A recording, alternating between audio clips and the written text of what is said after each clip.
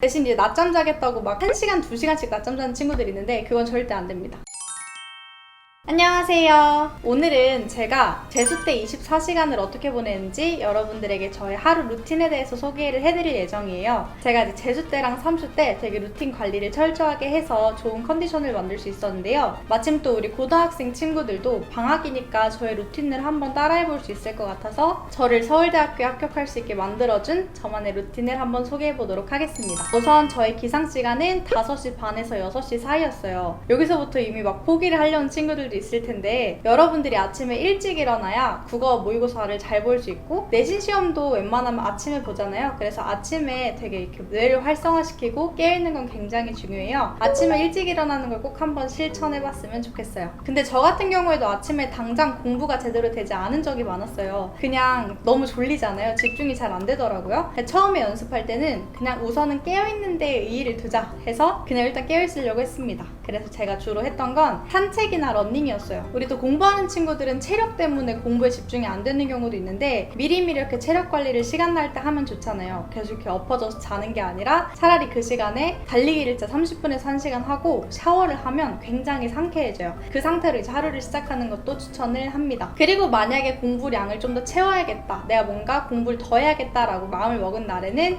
인터넷 강의를 들었어요. 바로 일어나자마자 문제를 풀려고 하니까 집중이 잘 안 되더라고요. 그래서 탐구 개념인강 같이 뇌를 깨울 수 있을 만한, 뇌를 깨울 수 있겠죠?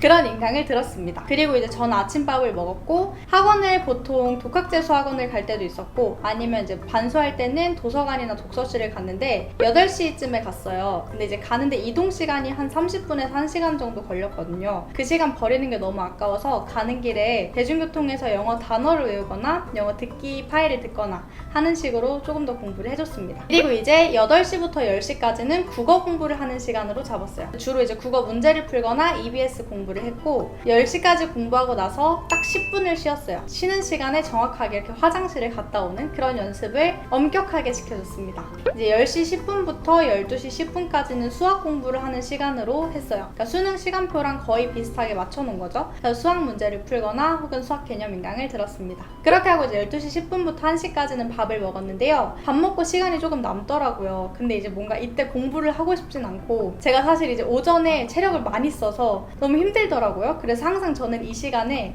10분씩 낮잠을 잤어요. 근데 이게 굉장히 좋았던 게 제가 아침 일찍 일어나다 보니까 아무래도 절대적인 잠이 좀 부족하더라고요.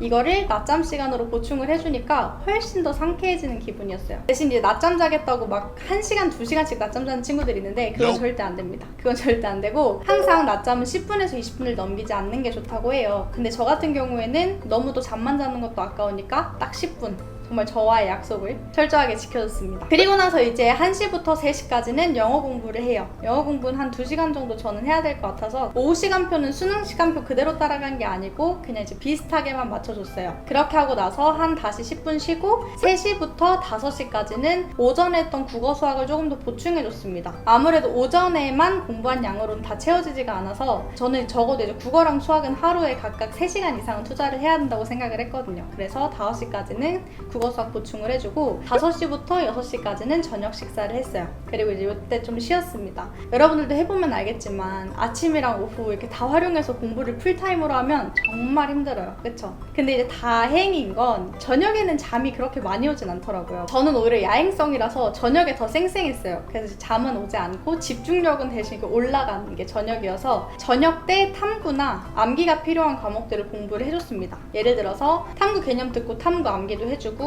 뭐 영어 단어 조금 더 외워주든가 아니면 뭐 EBS 문학 작품을 외우든 뭐 이런 식으로 암기가 필요한 것들을 암기를 해줬어요. 그래서 타임을 좀 나눠서 6시부터 8시 한 타임, 그리고 8시부터 10시 이렇게 한 타임에서 한 10분 정도 쉬는 걸 제외하고는 4시간 그냥 풀타임으로 공부를 해줬습니다. 이렇게 하고 나면 순공부량이 한 12시간은 나오거든요. 여러분들도 방학을 활용해서 해봤으면 좋겠고 특히 이제 지금 반수생들도 좀 많이 생겼을 텐데 반수생들도 이렇게 하루를 꽉 채워보는 연습을 하면 좋습니다. 그렇게 자고 집 가서 씻고 막 그러면 11시는 되더라고요. 그래서 웬만하면 11시에는 잤어요. 그래야지 좀 잠이 덜 부족했고, 만약에 내가 진짜 더 봐야 될 게 있다, 아직 오늘의 하루 공부량을 못 끝냈다 하는 게 있으면 1시간 정도는 공부를 하다가 잤습니다. 자, 그런데 이때 절대 핸드폰을 보다 자지 않았어요. 핸드폰을 보다 자면 뭔가 다음날 더 피곤하고 하루 동안 공부했던 내용을 많이 까먹는 느낌이 들더라고요. 그래서 웬만하면 공부할 때 저는 막 핸드폰 같은 걸 많이 쓰진 않았는데, 요즘은 핸드폰을 아예 안 쓰는 게 좀 힘들잖아요. 그럼 적어도 자기 한 1시간 전부터라도 핸드폰을 안 보고 그냥 바로 책 보다가 자든 씻고 바로 자든 하는 그런 습관을 들이면 좋을 것 같습니다. 그리고 자기 전에 배고프다고 뭐 먹고 자는 친구들이 있는데, 뭐 먹고 자면 다음날 진짜 피곤하더라고요. 그 상쾌함의 정도가 달라요. 야식을 먹는 습관은 기본적으로 좋지가 않다고 하니까 여러분들이 최대한 그냥 저녁은 저녁 시간에 먹고, 그 이후로는 간단하게 음료수 같은 거를 먹고 나머지는 먹지 않았으면 좋겠습니다.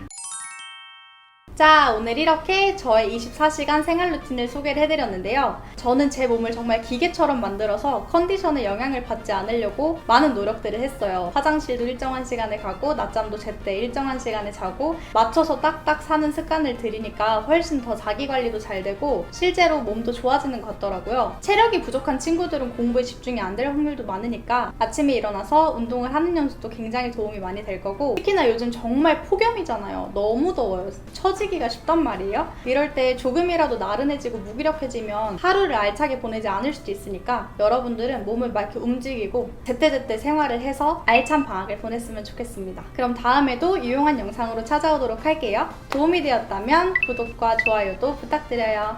안녕.